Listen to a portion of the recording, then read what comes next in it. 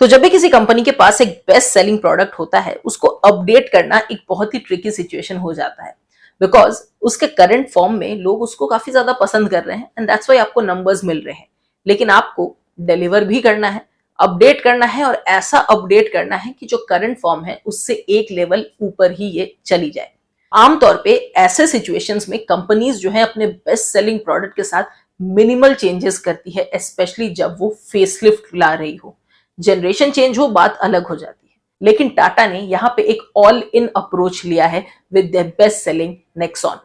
आज इस वीडियो में जानेंगे कि नेक्सॉन फेसलिफ्ट की क्या कुछ अच्छी चीजें हैं, क्या कुछ उतनी अच्छी चीजें नहीं है, और किसको ये कार लेनी चाहिए।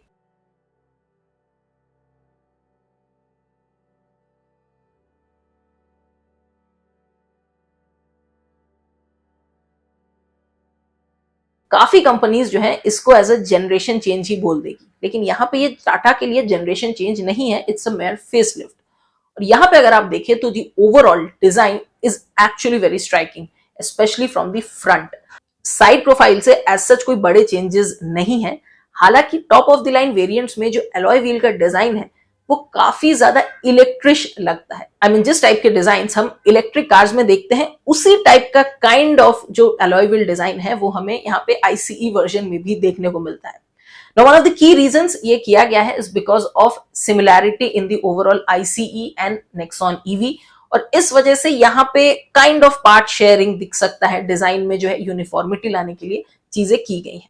लेकिन जो रियर प्रोफाइल है वो एक बहुत बड़ा सब्जेक्टिव मैटर बन जाता है, क्योंकि मुझे पर्सनली वो थोड़ा सा बिजी डिजाइन लगा। टाटा यहाँ पे थोड़ी टोन डाउन कर सकती थी, लेकिन जो रेयर डिजाइन एलिमेंट्स हैं वो थोड़ा सा बिजी लगता है। बाकी आप मुझे नीचे कमेंट सेक्शन में जरूर बताइए कि आपको इसका डिजाइन कैसा लगता है। Overall I would say design के मामले में the Nexon gets a solid 8 out of 10।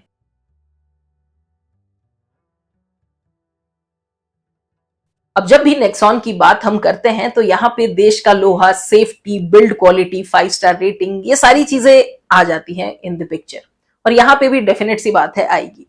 अब देखो, अगर हम ओवरऑल बिल्ड क्वालिटी की बात करें तो क्योंकि प्लेटफॉर्म में कोई चेंजेस नहीं किए गए हैं तो आपको moral less build quality wise तो कोई भी कंप्लेन करने वाले पॉइंट्स नहीं मिलेंगे। हालांकि अभी इस मॉडल का एनकैप टेस्टिंग नहीं हुआ है।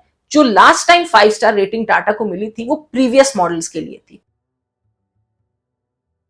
अब इंटीरियर डिजाइन वाइज मुझे एज सच कभी भी नेक्सॉन में कोई प्रॉब्लम लगी नहीं, और यहां पे भी वो चीज क्लियरली विजिबल है। अगर आप top of the line fearless variant में बैठते हैं तो दिस तो लुक्स अबव अ सेगमेंट। मतलब जिस टाइप का आपको डिजिटल कॉकपिट मिलता है, टच स्क्रीन इंफोटेनमेंट यूनिट मिलता है, टच एनेबल्ड एसी कंट्रोल्स मिलते हैं, तो ये सारी चीजें जो है इस कार को एक लेवल ऊपर की बना देती है in terms of feel. Tata ने यहाँ पे वाइज यूज ऑफ मटेरियल्स भी किया है, तो ओवरऑल जो फील है वो आपको काफी अच्छी मिल जाती है। फ्रंट सीट्स की अगर बात करें तो फ्रंट सीट्स अगेन बहुत कंफर्टेबल है। अगर आप ऊंचे कद काठी के इंसान हैं तो आपको ये सीट आराम से होल्ड कर लेगी। मुझे फ्रंट सीट से कभी भी कोई भी दिक्कत नहीं थी नेक्सॉन की, और यहाँ पे वो चीज कंटिन्यूड है। रियर की अगर हम बात करें तो स्वूपिंग हेडलाइन होने की वजह से थोड़ा सा कई लोगों को शायद हेडरूम की कमी लग सकती है, but for an average build this car is perfect. सबसे पहला जो कॉन है आपको इस कार में क्लियरली विजिबल होगा वो है फिट एंड फिनिश इश्यूज। जी हाँ, कई जगहों पे जो है आपको विजिबल पैनल गैप्स देखने को मिलते हैं। ये चीज एक ऐसी चीज है जो over the course of time I am sure एक जनरेशन अपडेट में ही ठीक होगा। अभी एज ऑफ नाउ यहाँ पे टाटा ने डेफिनेटली पहले से इंप्रूव किया है, तो वो चीज तो है, लेकिन वो जो एक काइंड ऑफ फिनिश जो आपको कोरियंस एंड जापानीज दे देते हैं वो अभी तक यहाँ पे विजिबल नहीं है।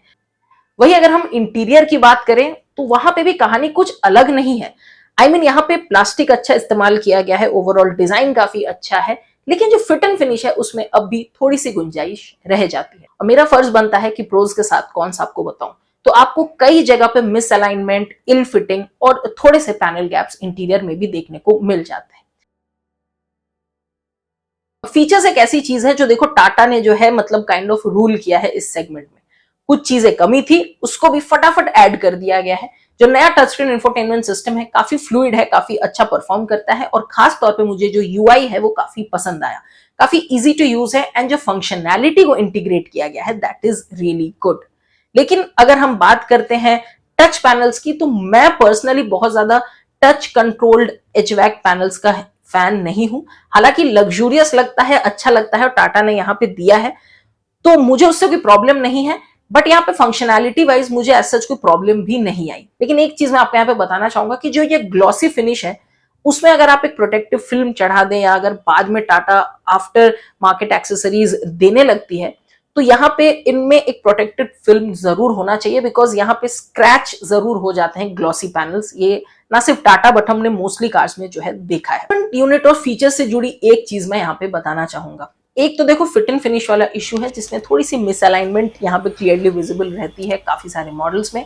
लेकिन जो ओवरऑल इंफोटेनमेंट यूनिट है, उसमें भी थोड़ा सा लैग कभी कभी आ जाता है, कभी कभी सिस्टम हैंग भी कर जाता है। ये मल्टीपल यूनिट्स में देखे गए हैं, तो ये एक और चीज है जो बहुत ही इजीली सॉल्वेबल है through software update, and I am sure आने वाले टाइम में टाटा इसको भी ठीक कर देगी। But yes, there is this problem. तो यहाँ पे आपको वही सेम 1.2 लीटर रेवोट्रॉन और 1.5 लीटर रेवोटॉर्क इंजन देखने को मिल जाता है। मार्केट का रुझान जो है वो पेट्रोल इंजन की तरफ ही है, तो मैं उसके बारे में आपको बताना चाहूंगा। ऑल इन ऑल मुझे लगता है कि ये इंजन पहले से इंप्रूव जरूर हुई है, लेकिन अभी भी शायद इस पूरे नेक्सॉन में ये एक काइंड ऑफ वीक लिंक है। और वीक लिंक से मेरा मतलब है कि यहाँ पे टाटा और बेटर कर सकती है। हालांकि टाटा के नए इंजन तैयार हैं, तो आने वाले टाइम में वो एक बहुत बड़ी चीज होने वाली है। बट ये जो 1.2 लीटर पेट्रोल इंजन है, एक तो थोड़ी सी ज्यादा नॉइजी है, एंड ओवरऑल आपको कई बार थोड़ी सी स्लाइटली अंडर पावर्ड लग सकती है। हालांकि day to day city use में आपको कोई भी दिक्कत नहीं आएंगे, एंड ओकेशनल हाईवे रन्स पे भी आप हार्डली इस चीज को मतलब नोटिस करेंगे। बट यस, अगर आप थोड़े इंथुजियास्टिक हैं, तो शायद आपको ये थोड़ी सी डाउनर लगेगी। जो सस्पेंशन है, जो राइड क्वालिटी हो, वाकई में बहुत अच्छी है। कभी कभी जो एनवीएच लेवल से वो बेटर हो सकती थी, क्योंकि रोड नॉइज क्रीप इन कर जाता है, स्पेशली फ्रॉम द सस्पेंशन। लेकिन ओवरऑल आपको राइड में कहीं पे भी कोई भी एज सच दिक्कत नहीं आएगी। हैंडलिंग बेहतर हो सकती थी, but in day to day use city में आपको दिक्कत नहीं होगी। अब स्ट्रॉन्ग पॉइंट्स में डेफिनेटली कार की ब्रेकिंग आती है, ब्रेक्स बहुत ही अच्छे हैं। तो ऑल इन ऑल टाटा ने जो है इस कार को वाकई में एक काफी बेहतरीन अपडेट तो डेफिनेटली दिया है, उसमें कोई भी दो राय नहीं है।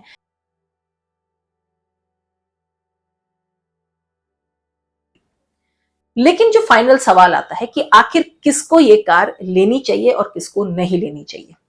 देखो, सबसे पहले अगर आप एक इंथुजियास्ट हो और आप बहुत ही ज्यादा फिनिकी हो on fit and finish levels, तो नेक्सॉन आपके लिए नहीं है, क्योंकि ये कार क्लियरली एंथुजियास्ट के लिए टारगेटेड नहीं है। लेकिन वही अगर आप एक फुल ऑन अच्छी गाड़ी चाहते हो, सेफ बिल्ड चाहते हो, एक कंप्लीट पैकेज चाहते हो, और साथ ही साथ आप चाहते हो कि ओवरऑल जो कार है वो आपके फैमिली को point A to point B safely बढ़िया फीचर्स में कंफर्टेबली लेके जाए, तो Nexon is the car to go for. I would say for most of the Indians जिनको एक कंप्लीट पैकेज चाहिए, फीचर्स, स्पेस, डिजाइन, तो इन सारे मामलों में Nexon is the car to go for.